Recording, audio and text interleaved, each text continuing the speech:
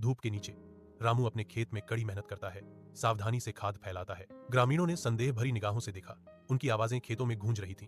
यह रसायनों के बिना बेकार है। रामू रुकता है। उसके होठों पर एक जानी पहचानी मुस्कान खेलती है, क्योंकि वह अपनी भूमि का सर्वेक्षण करता है। उनका शांत श्रम जारी है।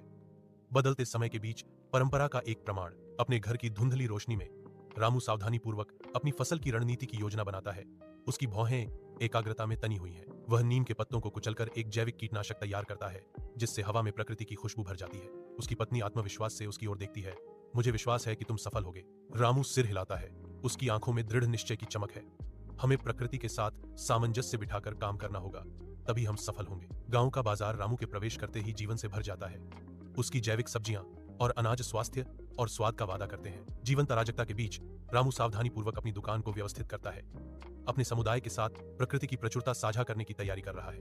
रामू के ताजे उत्पादों के आकर्षण से जल्दी ही एक भीड़ जमा हो जाती है।